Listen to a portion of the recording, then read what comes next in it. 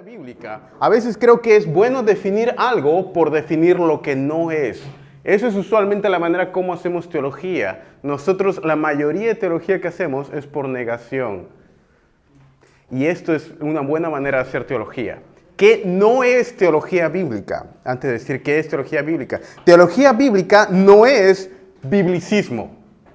¿Qué quiere decir? No es solamente teología bíblica, es solamente repetir versos de las Escrituras. No es solamente citar Juan 3:16, Romanos 5:12, etc. Si usted hace eso, usted no es un teólogo bíblico. Porque el significado de la Biblia no está en citar versos, sino realmente en explicar lo que significa en el contexto general de la teología de cierto autor. Satanás, en ese aspecto, era, entre comillas, un teólogo bíblico.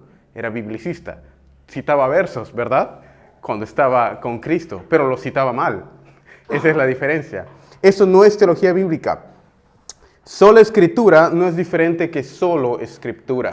El principio de los reformadores de sola escritura significaba la escritura como la autoridad máxima, pero no significaba solamente la Biblia. Ellos hacían uso de otros autores, de la historia, los concilios, etc. El pensamiento de solamente mi Biblia y citando versos de la Biblia es realmente antibíblico, porque el Señor mismo ha dado maestros para el perfeccionamiento de la iglesia. No es tampoco teología bíblica una escuela teológica. No es, por ejemplo, una escuela teológica alemana, no es una escuela teológica reformada del seminario de Princeton, no es una escuela teológica, es una manera de ver las Escrituras. No es tampoco el único tipo de teología. Y con esto me refiero, no es que teología bíblica sea la única manera de leer las Escrituras, o que uno deba leer teología bíblica y no teología sistemática, o teología histórica, o teología pastoral. Son diferentes disciplinas que me ayudan a entender la Biblia. Es como cuando uno habla de ingeniería. Usted puede ser ingeniero, y mi especialización es ingeniero agrícola, pero una persona puede ir a ingeniería civil, ingeniería electrónica, ingeniería mecatrónica, pero el campo general es ingeniería, ¿verdad? Es lo mismo con teología, y teología tiene diferentes ramas, ¿se entiende? Y la teología bíblica es una de estas ramas, como lo es la teología histórica o la teología sistemática. No es que la teología bíblica es superior a la teología sistemática, sino que más bien son complementarias. Entonces, ¿cómo definimos la teología bíblica? Y ahí hay una definición en una línea. La teología bíblica es el estudio del desarrollo orgánico, gradual, histórico de la autorrevelación de Dios registrada en las Escrituras. El estudio orgánico, gradual e histórico de la autorrevelación de Dios registrada en las Escrituras. ¿Y a qué me refiero con esto? Orgánico, gradual e histórico. Orgánico, voy a explicar el primer punto. ¿Cuál es la diferencia entre el Antiguo Testamento y el Nuevo Testamento? La diferencia es esta. Si usted viene de una escuela dispensacional, y me refiero con este dispensacionalismo clásico, dentro del dispensacionalismo hay tres ramas: dispensacionalismo clásico, dispensacionalismo revisado y dispensacionalismo progresivo. Pero si usted viene, por ejemplo, de una escuela dispensacionalista clásica, ¿cuál sería la diferencia entre el Antiguo y el Nuevo Testamento? Ellos dirían, básicamente, el Antiguo Testamento sería como un árbol de palta y el Nuevo Testamento sería como un árbol de mango. Los dos son árboles, pero no hay mucha relación entre ambos. La teología bíblica, que tiene su base, es una consecuencia de la teología del pacto, diría que la relación entre el Antiguo y el Nuevo Testamento es orgánica. Es decir, que en el Antiguo Testamento era un árbol de mango, pero un mango chiquitito. Mientras que en el Nuevo Testamento sigue siendo árbol de mango, pero ahora es un mango que ha completamente crecido el árbol. ¿Se dan cuenta? Si aquí está Génesis, hermanos, y aquí está Apocalipsis, la diferencia es orgánica, es decir, que lo mismo que estaba en Génesis es lo mismo que está en Apocalipsis en cuanto a calidad. El tema es el mismo, es orgánico. pero hay un desarrollo progresivo. Por eso se dice que es orgánica y gradual. En Génesis va avanzando hasta que en Apocalipsis es completamente. Pero en Génesis están las semillas de este arbusto que va creciendo poco a poco en la revelación del Señor hasta que llega a ser suprema en Jesucristo. Por eso es orgánico, sigue un mismo tema, es gradual porque se desarrolla gradualmente y crece, y es histórica. Básicamente es acerca de la historia de lo que Dios ha hecho en el mundo. Acto y palabra. ¿Y a qué me refiero con esto? Cada vez que Dios obraba algo, por ejemplo, digamos, en los primeros libros de la Biblia, Dios obraba en algo, digamos, el Éxodo, ¿ok? Supongamos que acá ocurrió el Éxodo. Dios obra en el Éxodo. Pero Dios no solamente obra en el Éxodo, sino que Dios explica lo que significa los eventos en el Éxodo. Y eso es teología bíblica. Por ejemplo, si usted está... Deje de ponerle un ejemplo aún más relevante, la crucifixión de Cristo, ¿ok? Ahora, imagínese que usted está ahí, usted es un griego, supongamos, y usted está caminando el día en el que el Señor está muriendo en el Gólgota, ¿ok? Usted pasa por ahí y de casualidad se para y se sienta, porque está cansado el día de camino, y ve a un judío muriendo y a otros 2 judíos muriendo. Y usted observa todo lo que ocurre. Usted observa cómo el Señor muere. Usted observa al soldado romano con una lanza atravesándolo. Usted observa el eclipse y cómo el día se convierte en noche. Y luego se va. Mi pregunta es, si alguien no le hubiera explicado lo que ese evento histórico significaba, ¿hubiera usted entendido el evento histórico? Y la respuesta es probablemente no. ¿Verdad?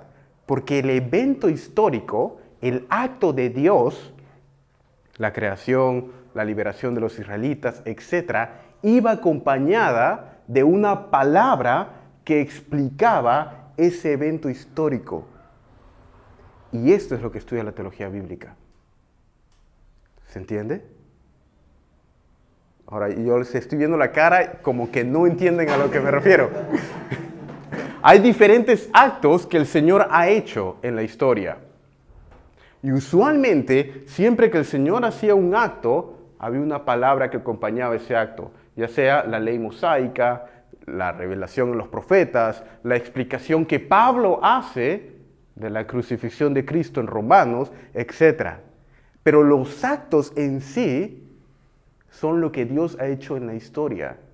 Pero esos actos son interpretados en las Escrituras de manera inspirada. Y en la teología bíblica estudiamos ambos, los actos de Dios y la interpretación inspirada de esos actos de Dios en la historia. Estos dos, acto y palabra, el acto de Dios y la interpretación de estos actos, es lo que es la base de la teología bíblica. Lo van a ir entendiendo más adelante, pero eso es lo que está en el fondo. ¿Alguna pregunta aquí, hermanos? ¿La palabra va simultánea con el acto o puede ser profético, anterior o generalmente va acompañado? Justamente ahí es lo que dice ahí en su ítem, acto y palabra, prospectiva, simultánea o retrospectiva. Y esto puede ser prospectiva. ¿Y qué significa ese término? Significa que la palabra puede haber sido antes del acto. Por ejemplo, digamos que este es el Éxodo, ¿ok? El Señor había dicho que Él iba a liberar a su pueblo antes de que ocurriera, ¿verdad? En Génesis, ¿verdad? Esto es una palabra prospectiva de algo que el Señor iba a hacer en el futuro. Puede ser simultánea. Por ejemplo, el canto de Moisés cuando cruzan el Éxodo. O puede ser retrospectiva. Por ejemplo, los profetas cuando hablaban del Éxodo. O, por ejemplo, en Hechos, capítulo 7, cuando lo apedrean Esteban, se refiere al Éxodo. ¿Se dan cuenta? Es un evento histórico que ocurrió, pero la interpretación en las Escrituras puede darse antes, durante o después. Y esto es lo que se encarga la teología bíblica. Y esto es muy importante, hermanos, porque si nosotros no entendemos la historia de lo que Dios ha hecho, no vamos a entender el Evangelio. Ustedes se dan cuenta que el Evangelio es un hecho histórico. Ustedes se dan cuenta, hermanos, de que el Evangelio es teología bíblica. Si yo no entiendo la historia de cómo Dios ha obrado, y todo es en relación al Evangelio, yo básicamente no voy a entender el Evangelio. Y voy a pensar que el Evangelio es igual a 5 puntos, lo cual no es igual a 5 puntos. O voy a tender a reducir teología reformada a 5 puntos, lo cual no es. Uno puede ser calvinista sin ser reformado, por si acaso. Son similares, pero una es más amplia que la otra. Y es por eso la importancia de teología bíblica en cuanto al entendimiento del Evangelio y en predicación. ¿Cuál es el significado de un acto o un símbolo sin su explicación? La respuesta es ninguno. Ahora imagínense que les pongo este símbolo, ¿ok?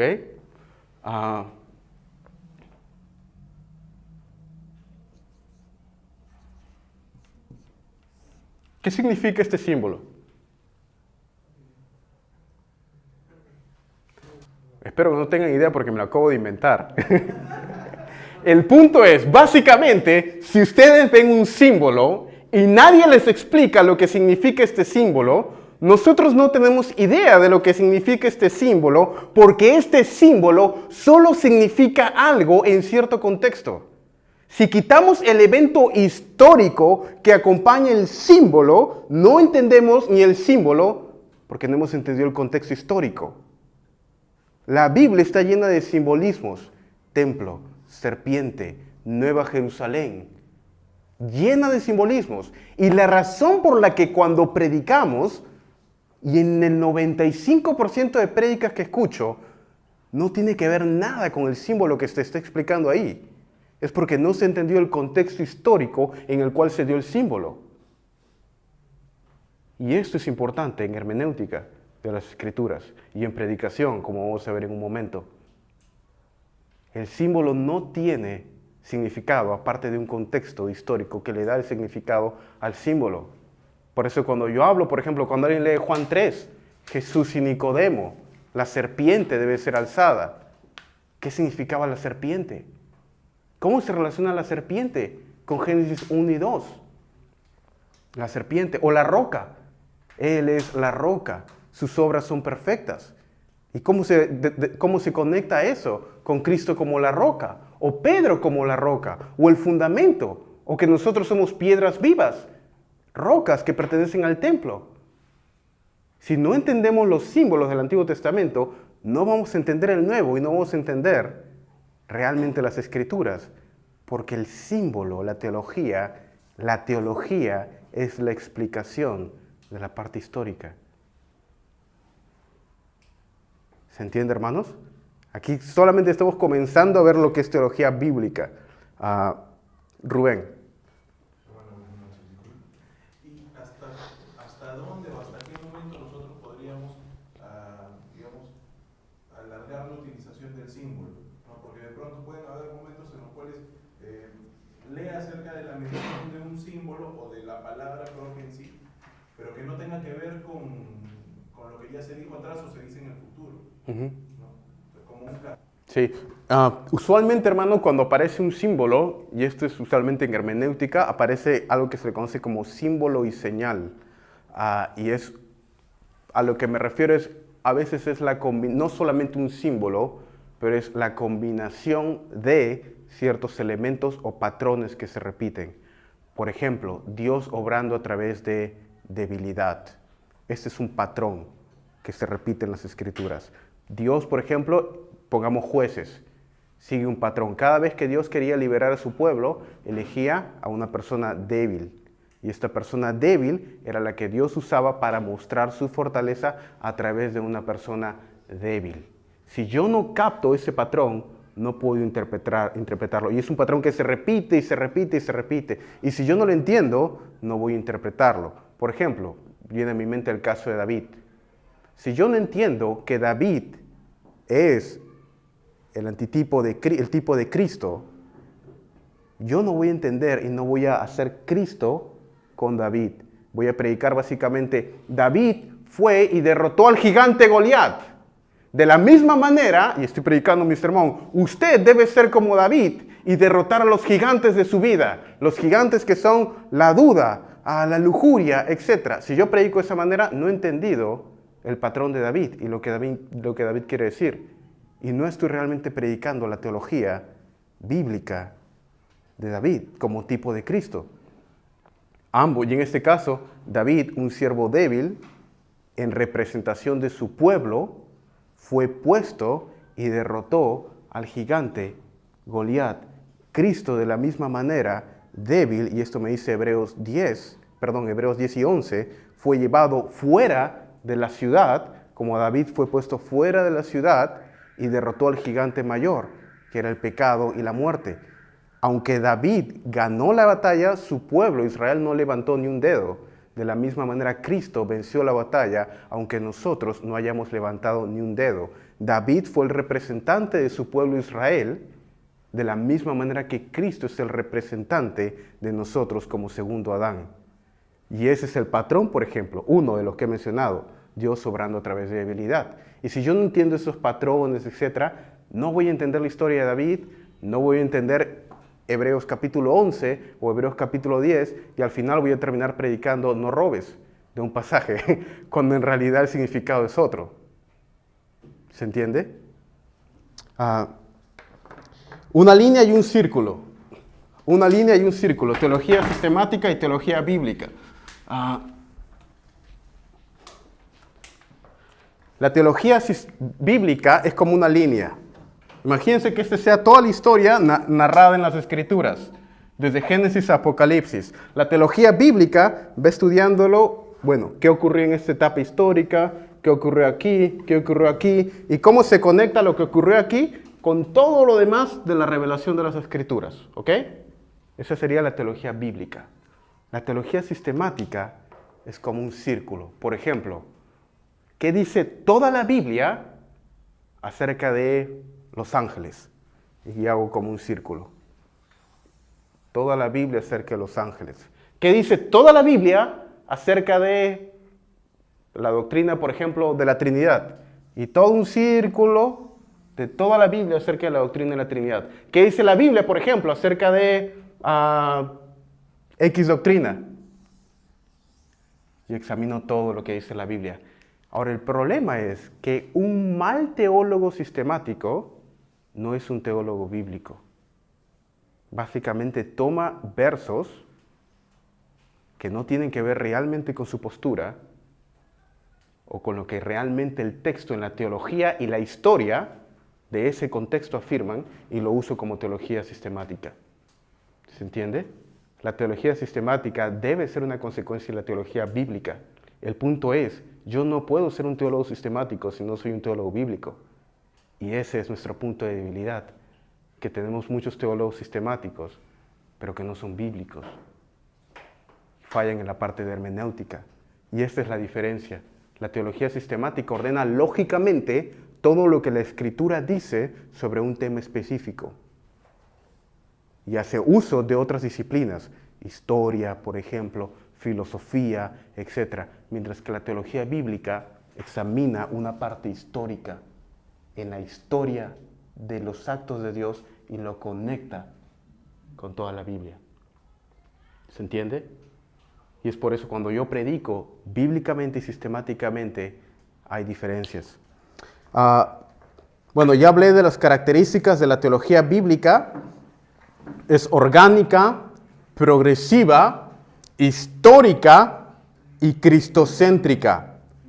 Cristocéntrica. Cristo es la base y mensaje de todas las Escrituras.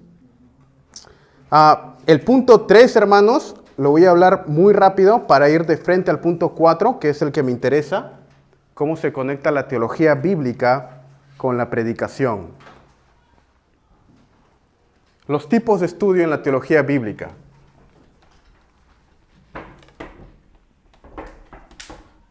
Y eso lo voy a explicar rápidamente, hermanos, para ir al punto siguiente. Me voy a saltear carácter trinitario, ontología y economía de Dios y de las Escrituras. Canónico. Básicamente, teología bíblica de manera canónica es estudiar, por ejemplo, un libro. Por ejemplo, yo estudio, digamos, el libro de Juan, ¿ok? Supongamos el libro de Juan, ¿ok? ¿Cómo hago una teología bíblica del libro de Juan? Digo, ¿cuáles son los temas principales del libro de Juan? ¿Qué género es el libro de Juan? Es un evangelio, ¿verdad? ¿Qué temas en común tiene el libro de Juan con los otros evangelios? ¿Qué temas diferentes tiene Juan con los demás evangelios? ¿Cuál serían los temas principales y propósitos de Juan? ¿Se entiende? Ese es un aproximamiento canónico por libros. Puedo estudiar temáticamente teología bíblica. Por ejemplo, un tema, idolatría. ¿Cómo se desarrolla este tema, por ejemplo? En el Antiguo Testamento, en el Nuevo Testamento, en los proféticos, poéticos, etc. Estoy estudiando un tema temático, pero por cuerpos, pentateuco, poético, profético, cómo ha ido progresando en el Nuevo Testamento, Antiguo Testamento, etc. Esto es parte de la idolatría, por ejemplo. Y ahí es donde uno va viendo patrones, y puede desarrollar la teología de la idolatría, por ejemplo. Puede ser metanarrativo. ¿Y a qué me refiero con eso? ¿Cuál es el tema de todas las escrituras? Si hubiera un solo tema, ¿cuál sería? Y en esto hay 2 o 3 temas. Yo creo que el tema principal de las escrituras es el reino de Dios. Cómo se desarrolla el reino de Dios desde Génesis a Apocalipsis y cómo se conecta con todas las demás temas, subtemas, libros, etc. Ese es el aproximamiento metanarrativo. O puedo estudiar por autor y género. Por ejemplo, la teología de Pablo o la teología de Juan. Y esto es, ¿qué énfasis especiales tiene Pablo que no tiene Juan? Por ejemplo. Y esto es, por ejemplo, Pablo enfatiza bastante la obra del Espíritu Santo, enfatiza bastante escatología, la iglesia, etc. Juan, por ejemplo, enfatiza mucho lo que es el dualismo, amor, odio, luz, tinieblas, por ejemplo, es un tema característico en el libro de Juan. Dios, Cristo como Dios, por ejemplo, es otro tema característico del libro de Juan, etc. Y puedo examinarlo por géneros. Por ejemplo, ¿cuál es el tema de los libros poéticos? ¿Cuál es el tema del Pentateuco? Estaba en Villa El Salvador y prediqué sobre el Levítico. Por ejemplo, le prediqué sobre el Levítico. Los primeros capítulos, si usted no entiende los primeros 18 capítulos de Levítico, usted no va a entender el Evangelio. Porque básicamente el Sermón del Monte es un pie de nota a Levítico. Básicamente Mateo 5 al 7 es Levítico. Básicamente es el libro más citado después de Isaías en el Nuevo Testamento. Si uno no entiende Levítico, no va a entender el Nuevo Testamento. Sin embargo, ¿cuántos sermones he escuchado sobre Levítico? Realmente no muchos. Y ese es el problema. Ese es el problema, porque no entendemos la teología de Levítico. Es santidad, sí, pero ¿qué significa? Por ejemplo, no cocerás el cabrito en la leche de su madre. Por ejemplo, ¿es eso tan inspirado como Romanos 5:12 o Juan 3:16? Espero que digan que sí, es tan inspirado como Romanos 5:12 y Juan 3:16. ¿Es uno más importante que el otro? Bueno, depende. Pero debemos tener eso en cuenta, hermanos. No cocerás el cabrito en la leche de su madre requiere más esfuerzo en cuanto a estudios y hermenéutica que Juan 3:16. Y ese es el problema también, que pensamos que entendemos Juan 3:16 correctamente, pero a veces no lo entendemos. Y esa es la importancia de la teología bíblica, hermanos. ¿Alguna pregunta hasta aquí antes de ir a la teología bíblica como la base de la predicación? Solamente una, en lo que hablaba en lo que es teología Sí. Era algo que tengo yo. Calvino conocía la teología bíblica al ser uno el profesor de lo que es la teología sistemática, a dar un sentido a toda la doctrina. ¿Él tenía algún tipo de conocimiento, o sea, tenía algún conocimiento de este arte o es posterior? Bueno, hermano, el nombre de teología bíblica y la disciplina como tal surge en 1787. En 1787, un teólogo alemán, J.P. Gabler, escribe un ensayo en la Universidad de Oxford, y es ahí donde se pone el inicio de la disciplina de la teología bíblica como tal. Gabler era un liberal, el primero en la teología reformada, que se conoce como el padre de la teología bíblica, es Gerhardus Voss, en el seminario de Princeton, que ahora es Westminster, mi alma mater. Gerhardus Voss asume Princeton, la cátedra de teología bíblica, en 1892. Y ahí es donde los evangélicos toman teología bíblica. Pero Gerhardus Voss no se inventó teología bíblica. Eso viene de los padres de la iglesia. De hecho, John Owen escribió muchos volúmenes de teología sistemática, pero el volumen 17, de los 33 que escribió, el volumen 17 de John Owen es llamado Teología Bíblica. Y John Owen escribió 1650 y algo ese libro. Entonces ya desde ahí había la noción. Si usted me pregunta, ¿Calvino era un teólogo bíblico? Es un poco anacronístico. Calvino nace en 1509, hermano. Eso es 250 años de J.P. Gabler. Entonces no puedo decir, era un teólogo bíblico, porque no había la disciplina como tal. Pero conocía mucho de estos conceptos, absolutamente sí. Y eso es la prueba de que él escribió instituciones como un acompañamiento a sus volúmenes de teología. Calvino no era primariamente, era más un teólogo bíblico que un teólogo sistemático. Pero obviamente somos enanos sentados en los hombros de gigantes. Y la única razón por la que vemos más es porque aquellos que nos precedieron nos llevan en sus hombros. Y esa es la única razón por la que podemos tener conceptos mejores en cuanto a teología bíblica. Sí, era un teólogo bíblico, pero no con los estándares modernos. Sería mi respuesta. Ahora, esta es la parte que más me emociona. La teología bíblica como parte de la predicación.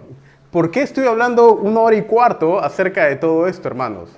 Porque es como alguien les diga, por ejemplo, el uso del cálculo avanzado en la ingeniería.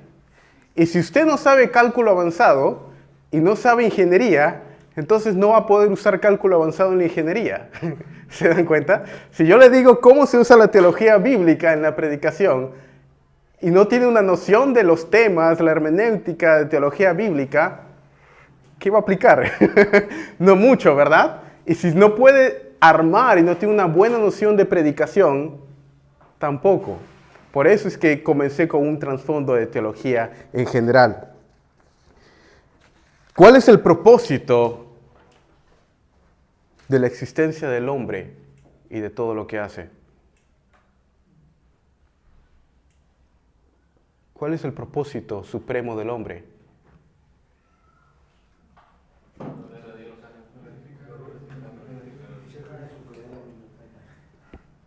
Excelente. La Confesión de Fe de Westminster 1.1 define: el propósito principal del hombre es glorificar a Dios y disfrutar de Él por siempre. Y decimos disfrutar y glorificar a Dios en todo lo que hacemos. Y esto incluye y primariamente debe ser evidenciado en nuestra predicación. Debemos glorificar a Dios no solamente en nuestros actos, vida y ministerio, pero también debemos glorificar a Dios supremamente en nuestra predicación. Dios es el centro del universo, no el hombre. Dios es el centro del evangelismo, no las necesidades del hombre. Dios es la razón por la que nos reunimos los domingos por la mañana.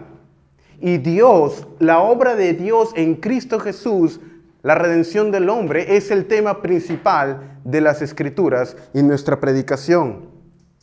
Juan 5:39, déjenme leerlo para ustedes. Juan 5:39, Voy a leer de Nueva Biblia Latinoamericana. Juan 5:39 dice, ustedes examinan las Escrituras porque piensan en ellas tener la vida eterna, y ellas son las que dan testimonio de mí. Pero ustedes no quieren venir a mí para que tengan vida. Verso 45. No piensen que yo los acusaré delante del Padre. El que los acusa es Moisés, en quien ustedes han puesto su confianza. Porque si creyeran a Moisés, me creerían a mí, porque de mí escribió él. Porque si no creen en sus escritos, ¿cómo creerán en mis palabras? Moisés habló acerca de Cristo. Y si yo leo a Moisés y no veo a Cristo, no he entendido a Moisés. Y si yo predico a Moisés y no predico de Cristo, no estoy predicando el tema principal de las Escrituras, el cual es Cristo Jesús. Si yo leo acerca de los sacrificios, los holocaustos, el templo, el lugar santísimo, si leo Génesis 1, 2 y no veo a Cristo, no he entendido Génesis 1 y 2. Y si yo predico Génesis 1 y 2, o Levítico o Éxodo, y no veo a Cristo, no estoy predicando el propósito para el cual fue escrito ese pasaje. Si yo leo Salmo 23, Jehová es mi pastor, nada me faltará. Y no lo conecto con Juan 10, cuando Jesús dice, yo soy el buen pastor. Y ustedes saben, yo soy, ego eimi. Esa frase era la transliteración del tetragamenón, Jehová, el mismo que se usa en Salmo 23, que podría ser traducido al griego, ego eimi, yo soy el buen pastor. Es lo mismo que dice Juan 10, Cristo. Si yo leo Salmo 23 y no pienso, Cristo es mi pastor, nada me faltará. No he entendido Salmo 23. Porque el buen pastor es Cristo. Ese es el propósito para el cual Salmo 23 fue escrito. Y ese es el propósito para el cual Juan 10 fue escrito. Porque hay un solo autor, aunque hay diversidad. Pero el Espíritu Santo inspiró a ambos. ¿Cuántas historias tiene la Biblia, hermanos? ¿Cuántas historias tiene la Biblia? ¿100? ¿1? ¿25? ¿3? ¿4? ¿Quién da más?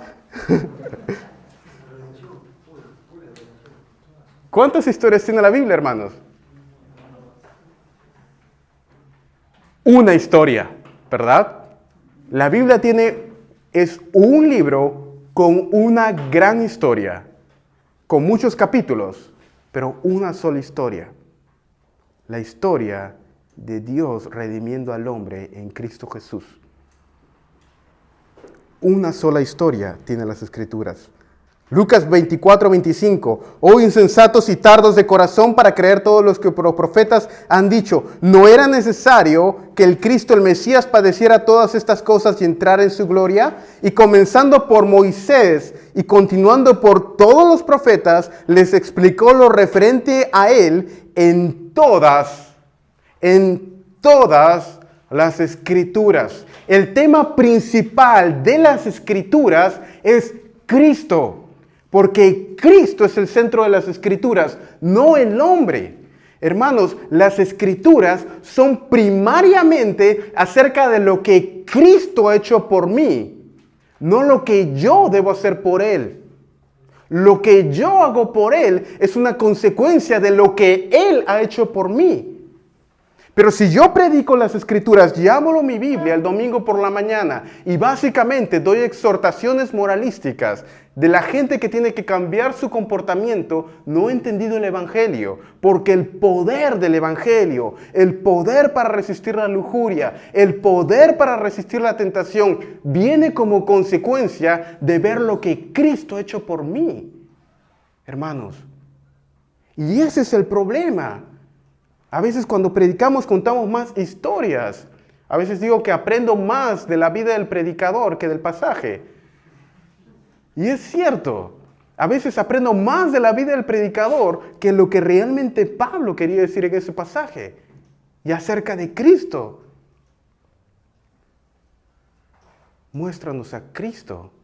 Es lo que está escrito en la iglesia All Souls, Todas las Almas, donde John Stott solía predicar, en Inglaterra, en Londres, donde he vivido por casi 6 años. Y cuando uno se para y va al púlpito, está escrito grande: muéstranos a Cristo. Y en ese púlpito predicaba Martin Lloyd-Jones, Charles Spurgeon, John Stott. Muéstrame a Cristo. Y ese es el centro de las Escrituras. Déjeme ponerle un ejemplo de un caso, el caso de Noé. ¿Ok? El caso de Noé. ¿Cómo sería una predicación? Esta es la historia de Noé. Todos sabemos la historia de Noé, ¿verdad? Ok, asumo que todos sabemos la historia de Noé. ¿Cómo sería una predicación moralística? ¿Cómo sería una predicación teística y una cristocéntrica? ¿Ok? Y luego le voy a decir, piensen en los problemas de una predicación solamente moralística. El caso de Noé. ¿Ok? Noé fue un hombre fiel a Dios. ¿Amigo? Ah, ya, sí, perdón, pensé que me estaba haciendo una pregunta, hermano. Noé fue un hombre fiel a Dios, llamado amigo de Dios, creo que ese es Abraham.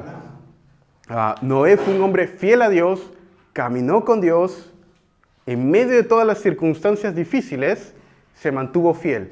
Tú también debes ser como Noé, debes serle fiel a Dios en todas las circunstancias difíciles y mantenerte fiel. Y esa es mi prédica domingo por la mañana. Ok, ¿cuál es el problema con eso? Todo. Lo mismo podría decir un católico. Lo mismo podría decir un católico. Lo mismo podría decir un liberal. Lo mismo podría decir un musulmán. ¿Dónde está Cristo en ese pasaje? ¿Dónde está Cristo en esa prédica? Es pura moral. Lo mismo podría usar fábulas de Esopo y predicar una historia, porque es básicamente una historia de la cual estoy sacando aplicaciones morales. Lo mismo puedo tomar una historia de Miguel Grau o cualquiera y sacar aplicaciones morales, pero no está Cristo. Ese es un problema porque el poder del Evangelio se encuentra en la exposición ungida por el Espíritu Santo de las Escrituras, hermanos.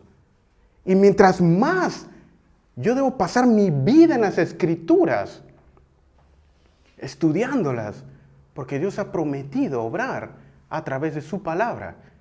Y aquellos que son jóvenes, joven igual que tú, estudia las Escrituras como si de ello dependiera tu vida, porque realmente tu vida y la de tu congregación depende de eso. Realmente depende de eso. ¿Cómo sería una aplicación teística? Bueno, vamos a ver algunos de los atributos de Dios. ¿Quién le dio la madera a Noé? Bueno, Dios creó los árboles. ¿Qué me dice eso? Dios es creador. ¿Quién envió el juicio sobre Noé? Dios. Eso me dice que Dios es justo. ¿Quién cerró la puerta del arca de Noé? Dios. Eso me dice que Dios es amoroso. Básicamente estoy predicando atributos de Dios de la historia de Noé y aplicándolo a mi congregación. Es un poco mejor, pero lo mismo podría ser un judío. Lo mismo podría ser un judío, ¿te das cuenta? ¿Dónde está Cristo ahí? Estoy predicando atributos de Dios y está bien, pero todavía no estoy llegando a Cristo.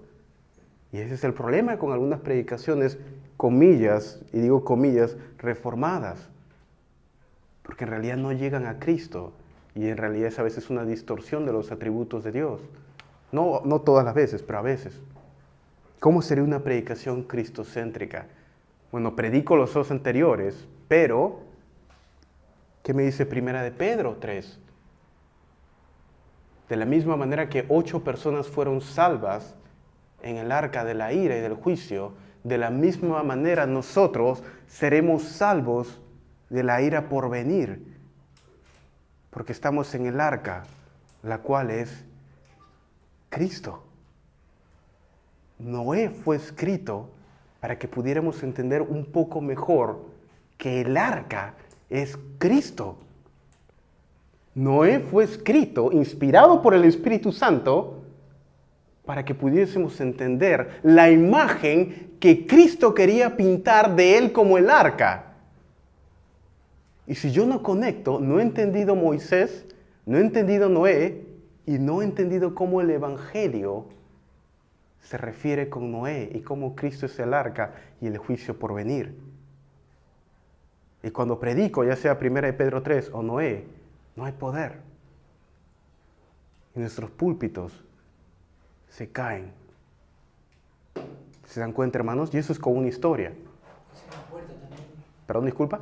Esa es la puerta también. Sí, yo creo que puede ser la puerta, pero creo que debemos ser un poco, esa es la interpretación de Agustín de Hipona. Cuando Agustín de Hipona predica su sermón acerca de Noé, él menciona que la puerta es Cristo. Y yo creo que eso tiene una relación con Juan 14:6, pero el problema es que no está directamente mencionado en relación de Noé y Cristo como la puerta. Porque si no, yo podría caer un poquito en alegorizar. Y no quiero alegorizar, quiero tratar de conectarlo con referencias o patrones que ya están en el Nuevo Testamento. Y en este caso, bueno, Noé se menciona en 1 Pedro 3 y en Hebreos capítulo 10 y 11 brevemente en relación a Cristo. Martín y Daniel brevemente. Sí, Martín. Sí, bueno, creo que personalmente y con un grupo de personas que trabajamos con niños en la iglesia, hemos determinado, ¿no? Que tenemos libros y libros y libros de enseñanzas morales para los niños. Siempre, mira, Noé fue así, fue obediente, Moisés fue así, entonces obedece a tu papá, obedece a tu mamá, sea amigos. Hay un libro incluso que se dice, el libro de la amistad. Coge un montón de versículos que hablan sobre amistades de hombres de la Biblia. Pero el propósito final de cada enseñanza es enseñarle al joven que tiene que ser un buen amigo, no señalarle a Cristo ni nada. Lo que hemos visto es que lo estamos siguiendo el material, pero haciéndolo cristocéntrico, un mensaje cristocéntrico. Ahora, lo que vimos y notamos es que hay versículos en los cuales no necesariamente se está haciendo alusión a Cristo de una manera muy, muy clara. De repente, investigando un poco más, nos dimos cuenta de algunos puntos sí, pero había otros en los que lo que resaltaba y lo que se quería mostrar obviamente era un atributo de Dios. Entonces, ¿hasta dónde es el equilibrio para no de pronto agarrar un versículo y estirarlo demasiado para que señale a la cruz? ¿Cuál sería un buen equilibrio? Dos comentarios. Estoy de acuerdo contigo. Mucho de lo que es el currículo de escuela dominical, estamos formando personas morales que se van al infierno. Y ese es uno de los problemas. Lo mismo podría ser de fábulas de Esopo. Lo mismo podría predicar valores. Y eso no es el mensaje bíblico, el mensaje del Evangelio. Y en cuanto al segundo punto, los atributos de Dios son los atributos de Cristo. Pero mi punto es, el propósito principal de las Escrituras no es mostrarme los atributos de Dios, es mostrarme los atributos de Dios a través de lo que Cristo ha hecho. Es Cristo el centro de las Escrituras. Y la hermenéutica que yo uso para interpretar de las Escrituras debe ser lo que las mismas Escrituras dicen cómo deben ser interpretadas. Si no, yo puedo tomar el amor de Dios, atributo de Dios, depravación del hombre, como mis lentes para ver todas las Escrituras. Pero yo creo que no son la mejor manera, sino debe ser Cristo. Y cuando tú mencionas, porque es lo que menciona los pasajes, lo que ha sido la iglesia, la teología, ha sido Cristo. Y cuando mencionas cómo hablamos o cuál sería el peligro, cómo podemos hacer para no estirar mucho un verso, debemos tener en cuenta que cuando nosotros predicamos, a veces la teología bíblica habla de los dos horizontes de la predicación. El primer horizonte es netamente qué es lo que dice este texto. Y aquí es todo mi trabajo de exégesis, ¿verdad? Por ejemplo, Salmo 45, 1 al 7. Tú eres el más hermoso de los hijos de los hombres. La gracia se derramó sobre tus labios, por lo cual te ungió Dios con perfume de alegría más que tus compañeros, etc. ¿De quién está hablando Salmo 45 en este pasaje específicamente? Salomón. Y ahí tengo que hacer todo mi exégesis, Salomón, la reina de Saba, el contexto, etc. Y este es mi primer horizonte. Pero mi segundo horizonte, bueno, Salmo 45, ¿dónde se menciona? Hebreos capítulo 8, ¿verdad? Hebreos capítulo 8, él dice, la gracia se derramó sobre sus labios, hablando del Hijo. Y es una referencia directa a Salmo capítulo 45. Y es ahí donde yo lo engancho con Cristo. Pero tengo que tener los dos. De lo contrario, no le estoy haciendo justicia al pasaje o no le estaría haciendo justicia a este pasaje. Y es lo mismo, hermano, si usted no ha visto todavía la relación con Cristo, quizá es por desconocimiento de lo que es la teología bíblica. en cuanto a los temas, las narrativas, etc. Mientras más uno se empape, más fácil vienen a la mente. Y esto tiene que ver con la persona, obra y mensaje de Cristo, ya sea un rey, por ejemplo. Cristo, la teología reformada nos dice que Cristo es 3 cosas: profeta, sacerdote y rey. Y que cada profeta, sacerdote y rey del Antiguo Testamento me enseñan algo de Cristo. De esta manera, el rey David me enseña algo del rey Cristo. El profeta Samuel me enseña algo del profeta Cristo. Y el sacerdote Aarón o Melquisedec me enseña algo acerca del sacerdote Cristo. Sacerdote, rey y profeta. Y eso es con las personas. Entonces, si yo no entiendo mi cristología bien y mi teología bíblica bien, va a ser un poquito difícil. Pero mientras más fuerte sea mi cristología y más fuerte mi teología bíblica, más fácil va a ser. Y eso a veces usa un manual de uso del Antiguo Testamento en el Nuevo Testamento, buscar referencias del Nuevo en el Antiguo, del Antiguo en el Nuevo, leer un poquito de teología bíblica, tener un buen comentario, no solamente Matthew Henry, que es un comentario devocional, pero un comentario serio. Por ejemplo, si alguien va a predicar de Isaías, puedo usar Alex Mottier en Isaías. Es un comentario de cerca de 800 páginas que al menos se da una base para predicar de Isaías. Y ahí uno puede ir sacando más Sí, toda la colección de Antiguo Testamento Andamio es muy buena. ¿Podemos dejar tu pregunta al final, Daniel? Quiero correr un poco más con esto.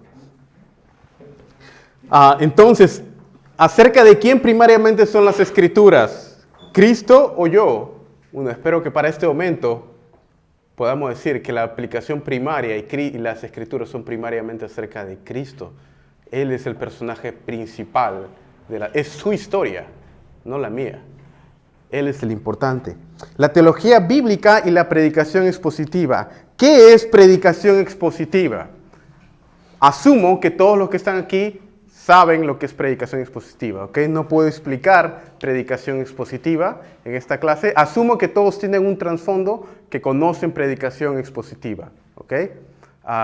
Si no, pueden leer un buen libro de predicación expositiva. Haddon Robinson, predicación expositiva, es muy bueno, entre otros. Predicación expositiva es la exposición de una idea de las Escrituras contenida primariamente en un pasaje aplicada a la vida, circunstancia de la audiencia de la persona, el público al cual se predica.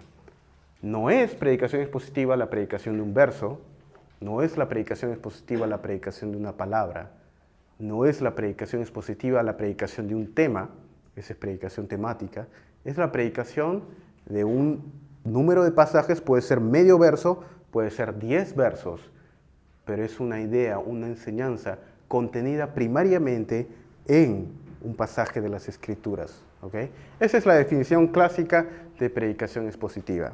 Mi pregunta es, ¿puede una predicación ser expositiva sin ser bíblica? ¿Puede una predicación ser expositiva sin ser bíblica? No. ¿Por qué? Es el argumento, lo sostiene. Y obviamente, claro, pero me parece un enlace con lo que el público objetivo, ¿no? A lo que vas a alcanzar. Entonces, tienes que estar íntimamente relacionado con algo, conocer de todas maneras, digamos. Sí, sí. Bueno, yo diría, una buena predicación expositiva no puede no ser bíblica. Una buena predicación expositiva. El punto es que hay mucha, y digo comillas, predicación expositiva que no es bíblica. A veces uno puede pensar que porque está exponiendo un texto de las Escrituras, está explicando ese texto de las Escrituras. Pero a veces no es el caso. A veces uno predica realmente cualquier cosa menos lo que está en el texto. Y déjenme poner un ejemplo. Por ejemplo, alguien puede predicar Juan 10. Juan 10, ¿cuál es el propósito del libro de Juan? Mostrar a Cristo como Dios, ¿verdad? Y cada capítulo del libro de Juan debo entenderlo a la luz del propósito del libro de Juan, el cual es mostrar a Cristo como Dios. Esa es mi teología bíblica, mi marco hermenéutico que me ayude a interpretar los pasajes dentro de Juan.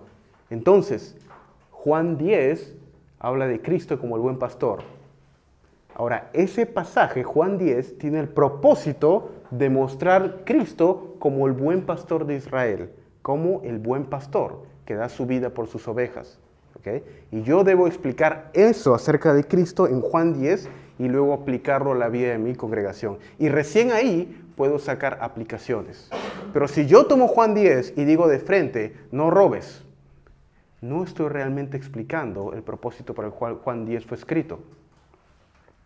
Y esto, por ejemplo, a veces pasa, por ejemplo, David y Betsabé. No sé cuántos sermones he escuchado de David y Betsabé hablando de no debes cometer adulterio, cuando el propósito principal es explicar por qué la monarquía se dividió entre los dos hijos, en Salomón, con Roboam y Jeroboam, no los dos hijos, perdón. ¿Por qué la monarquía se dividió? Y si yo no entiendo el adulterio de David con Betsabé y las implicancias que tuvo para el exilio, y solamente lo tomo como una aplicación moral, no he entendido a David y Betsabé. ¿Puedo sacar una aplicación moral de David y Betsabé? Sí, claro que sí. Pero no es el punto principal del pasaje.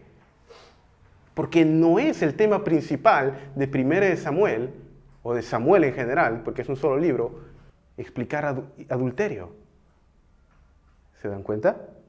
Y esa es la importancia de ligarlo con todo el punto del pasaje.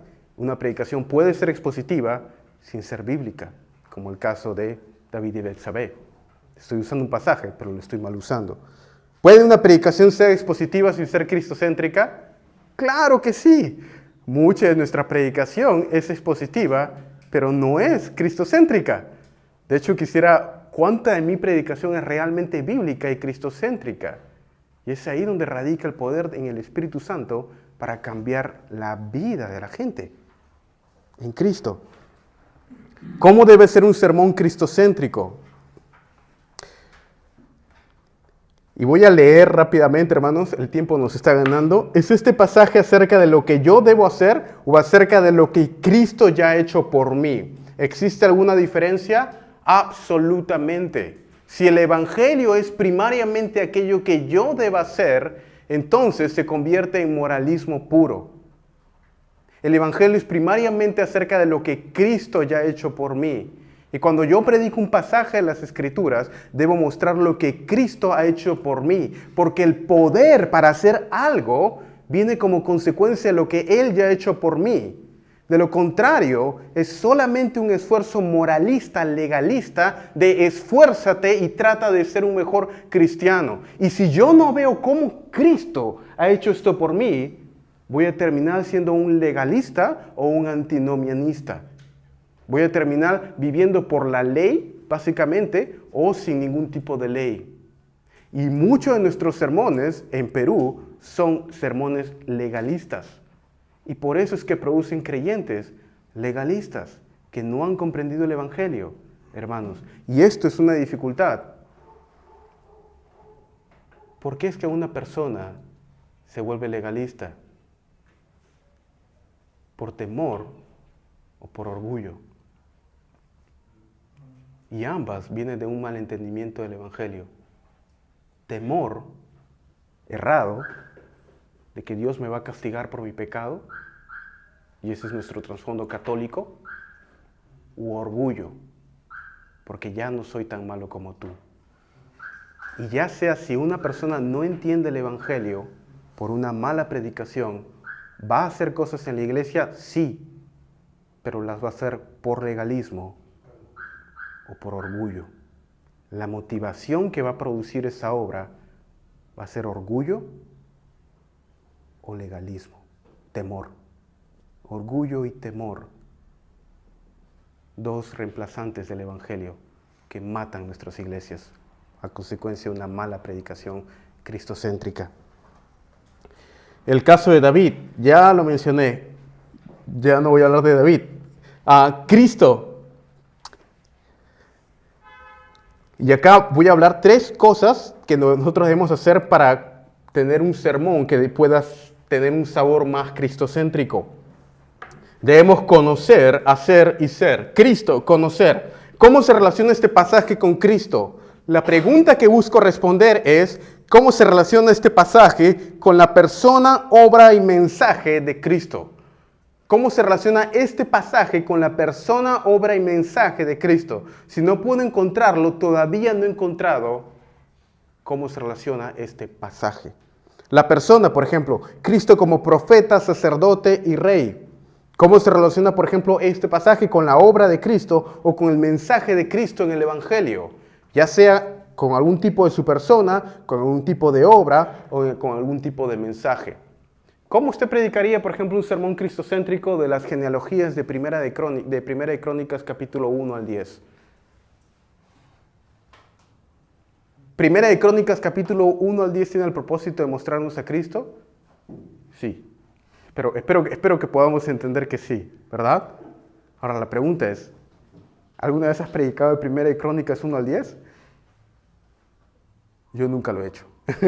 Debo confesar que nunca he predicado de Primera de Crónicas 1 al 10. Me ayuda a conocer cuando estoy haciendo mi devocional. Si yo leo Primera de Crónicas 1 al 10 y no conozco más a Cristo en mi devocional a consecuencia de haber leído esto, no estoy beneficiándome de Primera de Crónicas 1 al 10. Y voy a ser un enano espiritual hasta que no pueda gotear con la belleza de Cristo y el entendimiento de Cristo. Cristo, hijo de David, hijo de Adán, completamente divino. Y cuando yo veo las genealogías de Crónicas, con la genealogía de Génesis 5, o la genealogía, por ejemplo, de Mateo 1, o de Lucas capítulo 3, y cómo la genealogía tiene el propósito de mostrarme la descendencia real de Cristo como rey, es que comienzo a entender la genealogía. ¿Cuándo comienza la genealogía? Bueno, debo remontarme hasta Génesis 3:15. Y pondré enemistad entre la mujer y ti, entre tu simiente, tu genealogía y la tuya. Esta te herirá en la cabeza y tú le herirás en el calcañar. ¿Cuál es el propósito de las genealogías en Génesis 5? Mostrar cuál es la descendencia de la mujer en contraposición con la descendencia de la serpiente, sobre la cual vino el diluvio en Génesis capítulo 6. Y ahí es donde comienzo a conectar los propósitos de las genealogías. De lo contrario, no voy a entender Lucas 3, no voy a entender Mateo 1, no voy a entender uno de los temas principales del Antiguo Testamento, el cual es genealogías. Hay un montón de genealogías en el Antiguo Testamento, hermanos. ¿Por qué el Espíritu Santo inspiró tantas genealogías? ¿Se dan cuenta, hermanos?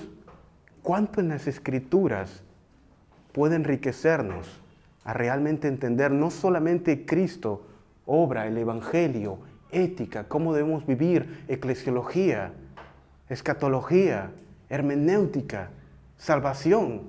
Es tan amplio, hermanos, que ni toda una eternidad nos va a alcanzar.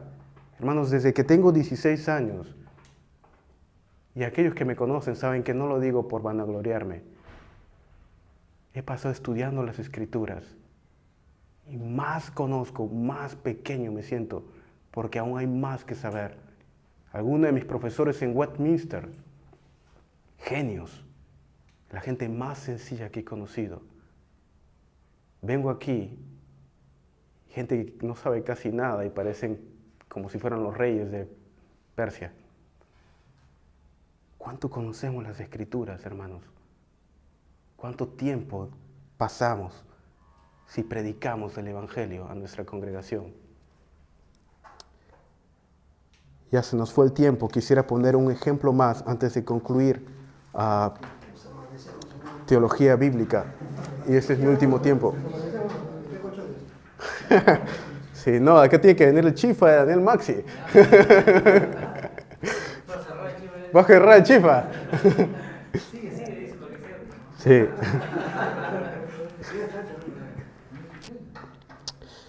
Solamente, hermanos, voy a terminar con un ejemplo y también ejemplos de cómo podemos ver Cristo en las Escrituras. por secciones. Por ejemplo, en los libros proféticos, Cristo como la sabiduría de Dios, ese es Proverbios 8, en los poéticos. En los libros proféticos, por ejemplo, Cristo es mostrado como rey y como siervo. Ese es el tema principal de Isaías, ¿verdad? Que es el tema principal de Marcos. Marcos 1 al 8 y luego 9 al 16 siguen una estructura similar a la de Isaías. Cristo como siervo y Cristo como rey.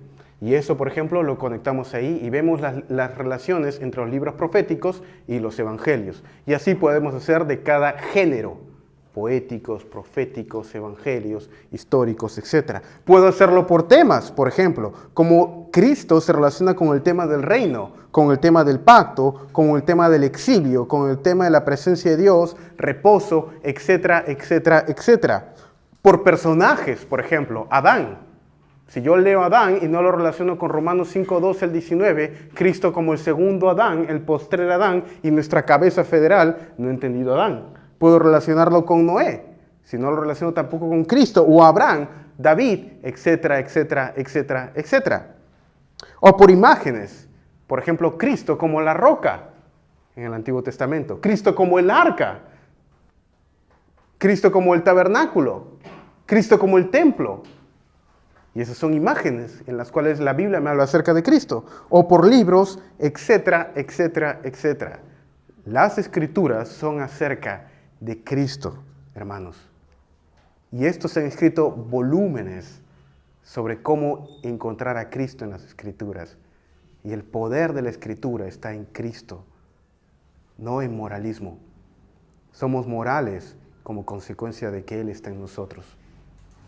Déjeme ponerle un ejemplo, por ejemplo, de las Escrituras y con esto termino. Juan capítulo 1, ¿ok? Juan capítulo 1.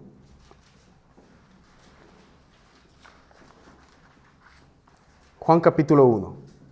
Voy a leer solamente un par de versículos. Juan 1, 1 al 3. Estoy predicando sobre Juan ahora, ¿ok? Teniendo en mente mi teología y mi tema de Juan. Cristo como el Hijo de Dios. Ese es mi tema de Juan y mis temas en Juan. Desde el momento en el que me siento en preparar mi sermón, esto debe estar en mi cabeza. Debo saberlo como mi nombre y apellido. Temas principales, teología de Juan, debo tenerlo aquí, completamente. De cada libro de la Biblia que voy a predicar, ¿ok? Voy a predicar de Juan, debo tenerlo como mi nombre y apellido. En el principio era el verbo, ya existía el verbo, y el verbo estaba con Dios, y el verbo era Dios. Él estaba en el principio con Dios.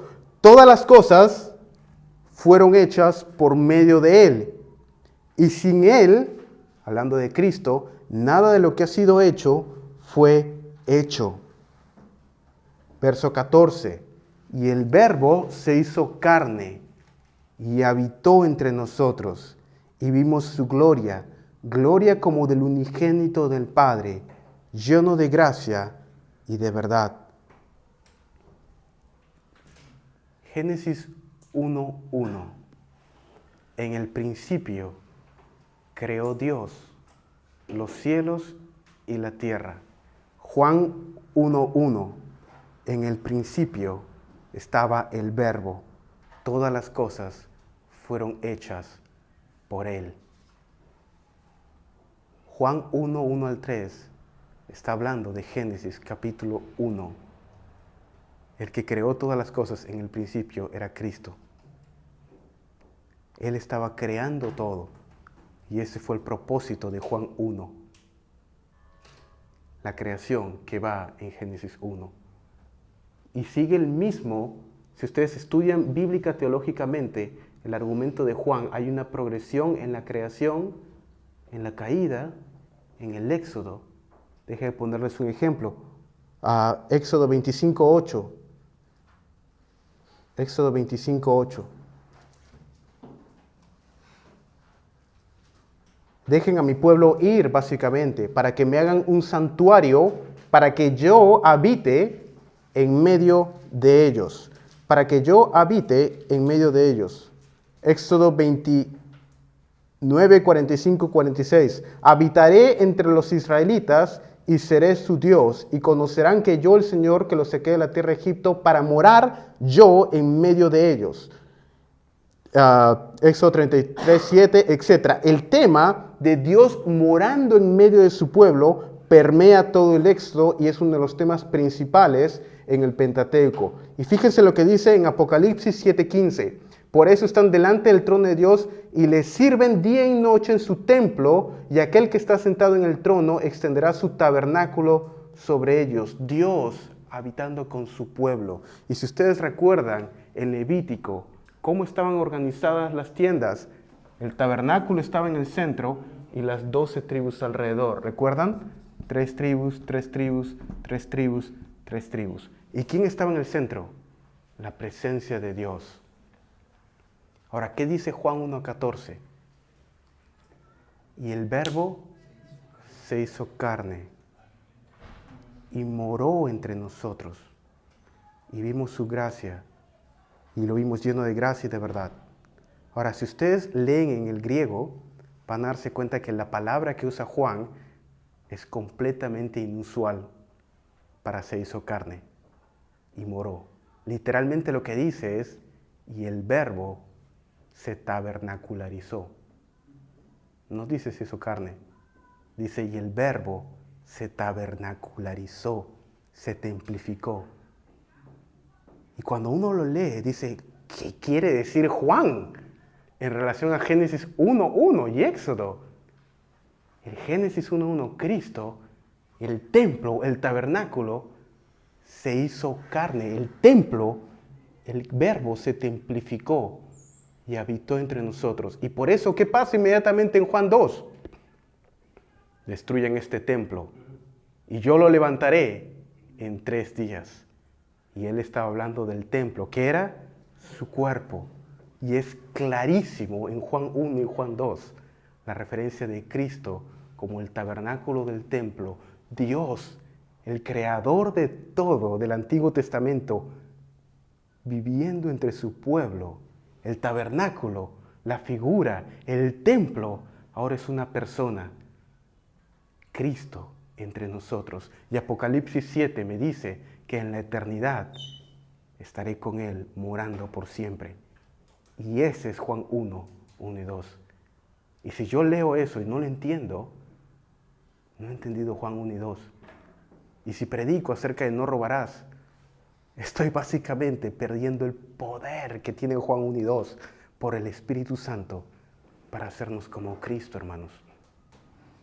Y ese es un ejemplo de un pasaje. Ahora imagínense cuánto podría haber en todas las Escrituras.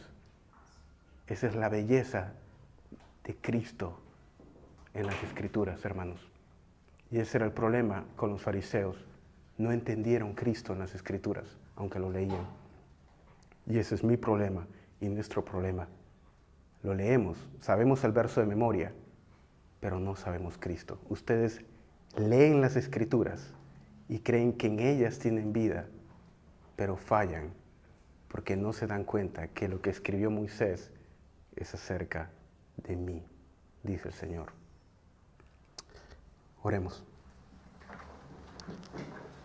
Padre, te damos gracias porque tú en Cristo Jesús, Señor, has hablado. Señor, nos sentimos tan pequeños por lo que somos. Nos hablaste, nos rescataste, nos escogiste, nos diste nueva vida, nos diste tu Espíritu Santo, nos diste una mente, nos diste tiempo. Sin embargo, Señor, la manera como aún siendo cristianos te ofendemos sin siquiera darnos cuenta, y tu misericordia es tan grande. Padre, ¿cómo no amar un Dios como tú? ¿Cómo no amar la belleza del Evangelio en Cristo Jesús? Yo te pido, Señor, que tengas misericordia de nosotros, que por tu Espíritu Santo nos hagas ver a Cristo. Muéstranos a Cristo, Dios, y ayúdanos a amarlo con todo el corazón, Padre, para tu gloria y el beneficio de tu iglesia. Te lo pedimos en Cristo Jesús. Amén.